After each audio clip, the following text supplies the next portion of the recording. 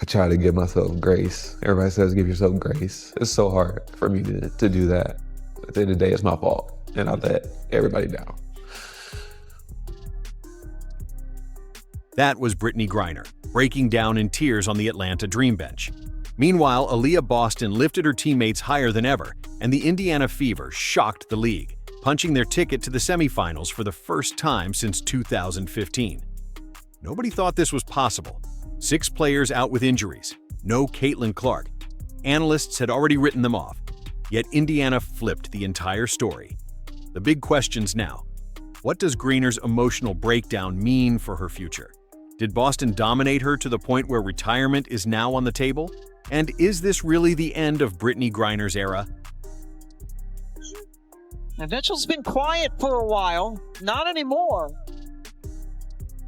Look, in Canada with another assist. A big bounce-back night for her. Mitchell dribbles behind the line to take the 3. Howard with the one-handed rebound and putback. Welcome to Slam Dunk Queens, the only show breaking down the biggest moments in the W. We've got a lot to get to, but let's start with what we all witnessed last night. It's almost unreal. The Fever had not won a playoff series in nearly a decade.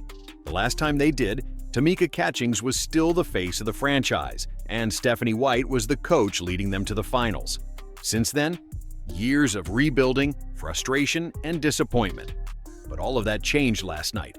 Walk us through how this team, held together by tape and a prayer, managed to pull this off. It all started with belief. By the time Game 3 tipped off in Atlanta, Indiana's roster looked like a hospital chart. Caitlin Clark sidelined, Sophie Cunningham, Sydney Colson, Chloe Bibby, Ari McDonald, Damiris Dantas, all in street clothes. Half of Stephanie White's rotation was gone, and yet the team that was supposed to fold under pressure became the one advancing. You talked about the desperation before Game 2 on Tuesday. Just how does that carry over into tonight?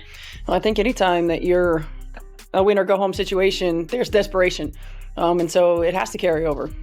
We're in the same situation. Our back is against the wall.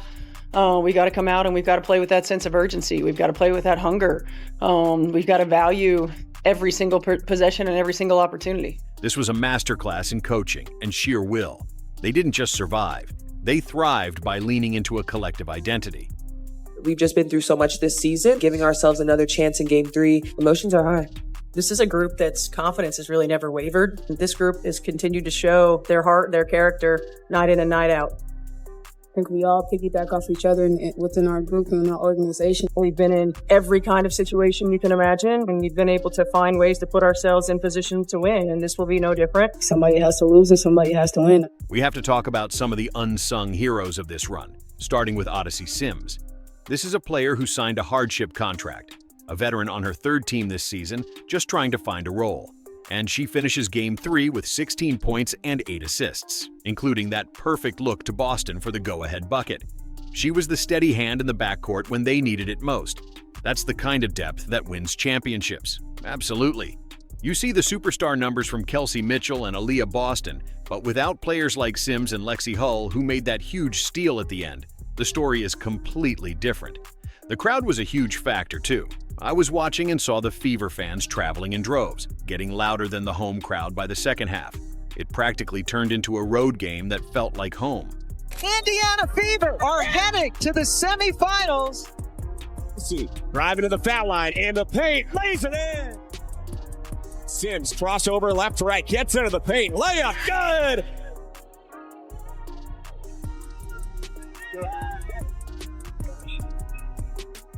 Inside, Boston. This win puts the Fever in the conversation for one of the greatest upsets in WNBA playoff history. Where does it rank for you? Well, you have to remember the context. The 2014 Mercury team was one of the greatest ever, and they were pushed to the brink by a less heralded team. But given the sheer number of injuries for the Fever, this is a top 5 upset, easy, maybe even top 3. It's an underdog story for the ages, because it's not just one underdog player. It's an entire underdog roster that had every reason to quit. And let's not forget the impact of those injured players on the sideline. Caitlin Clark, the most talked-about player in the league, was on the bench coaching from a different angle. We saw Sophie Cunningham hyping every huddle, Chloe Bibby firing up teammates. Indiana didn't just play with 5, They had a 6th, 7th, and 8th man in spirit. Game 3 was pure desperation, and desperation became fuel. It wasn't one star carrying the load. It was a gutsy performance where every single player left fingerprints on the win. And that brings us to the most defining narrative of this series. This win wasn't just about survival, it became personal. Because in the paint, we saw a clear passing of the torch. Break down the contrast we saw between Brittney Griner and Aliyah Boston. It was stark. Brittney Griner, the once dominant force of playoff basketball, the player who used to own the postseason with unstoppable hooks and double-doubles, sat on the bench when the dream needed her most. This time, she looked slow, out of rhythm, and at times like a liability. She finished with just 10 points and 5 rebounds. On the other side, Aliyah Boston looked every bit the superstar. 14 points, 12 rebounds, 6 assists. But it wasn't just the numbers. It was the timing, the poise. With the game on the line and 7 seconds left, she muscled her way inside, scored the go-ahead layup, and sealed Atlanta's fate. In one moment, the highlight reel flipped. What Griner used to do to others, Boston just did to her. She angled Griner off her spots, forced bad shots, and stayed disciplined. The very qualities Griner built her reputation on now belong to her successor. The contrast couldn't have been clearer. One, a once dominant anchor reduced to frustration. The other, a composed, strong, and decisive force. This has to lead us to the biggest question. When a coach can't trust you in an elimination game, it's more than just an off night. It's a sign. Retirement talk isn't far-fetched anymore. Is this the end of Brittney Griner as we know her? I think we have to have that conversation. Brittney Griner is a legend, a Hall of Famer, but the last few years have taken an immense toll. Her emotional post-game words hit harder than any box score. I'm trying to give myself grace, but it feels like I let everyone down. That's the kind of statement that suggests more than just a bad game. It suggests a player questioning her own ability and passion. Maybe she's slowing down for good, or maybe she just got beaten by the future of the position. Either way, the optics were brutal. We asked fans on social media what they thought Griner should do, and we've got some reactions. Here's one. BG has nothing left to prove. She's a champion, an Olympian, a legend. She should go out on her own terms, not on a playoff bench. That's a fair point. Another one says, she can't retire. She has to come back and prove this was a fluke. She's a fighter. What do you make of this divide? That Griner owes it to herself to fight back versus the idea she's given enough. It's a testament to her legacy. People have such strong feelings about her. I lean toward her needing to fight back. Her entire career has been about overcoming adversity, and retiring after a performance like this would leave a sour taste. It's not about what she owes anyone. It's about what she wants for herself. If she has any fire left, she'll return next season. But if that fire is gone, then it's time to hang it up. She needs to decide if she wants to continue the climb or if the summit is behind her. You've got to consider the emotional toll too. Her time overseas, her return to the court, it's been a lot. We've seen athletes say their bodies are willing, but their minds can't take it anymore. We just don't know where she's at mentally. But this game against Boston might have been the wake-up call she needed, or the final straw. The Fever's reward for defying the odds? A showdown with the Las Vegas Aces, the two-time defending champions. A'ja Wilson, Jackie Young, Chelsea Gray, a juggernaut, full strength, no excuses.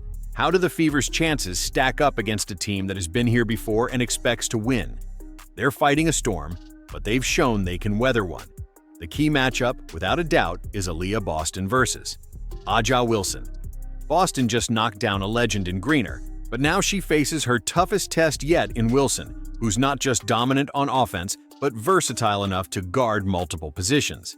The paint battle between them could decide the series. Let's break down the keys to the series for the Fever. Number 1, pace and tempo. They have to turn this into a track meet. The Aces are a machine in the half court. If Indiana can get out in transition off of turnovers or rebounds, they can get easy baskets and tire out the Vegas defense.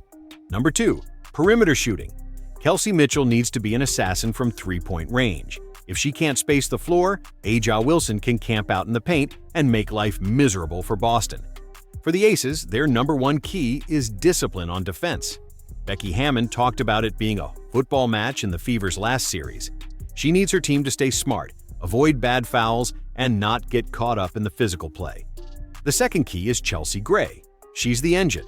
She needs to control the pace and find those open shooters, particularly on the wings. If she's playing at her best, the Aces are virtually unstoppable. And who are the X factors beyond the superstars? For the Fever, it has to be someone like Lexi Hull.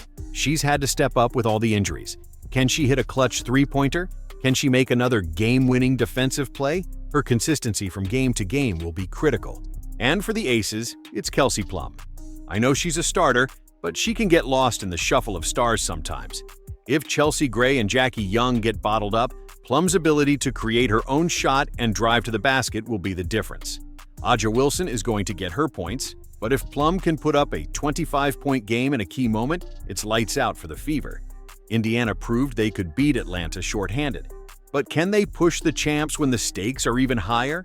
Vegas has too many weapons. They're too deep, too disciplined, and too explosive. While the Fever's run is a fantastic story, I think it ends here. The Aces in 4. The Magic runs out against a team that's a dynasty in the making. I'm not so sure. The Fever are playing with house money. They have nothing to lose and everything to gain. The momentum, the belief, the underdog mentality. That's a powerful force. I'm taking the Fever in a shocking upset in 5. Aja Wilson is a superstar, but you just can't measure the heart of a team that's playing for more than just themselves. So I'll leave it with this. For the Fever, this run already feels historic. A team held together by tape and heart just pulled off one of the league's biggest upsets in years. And for Boston, this is only the beginning. As for Griner, a once dominant career may be nearing its sunset. And the crown? It may already rest on Boston's head. This postseason just got wild. We just witnessed a truly pivotal moment in WNBA history.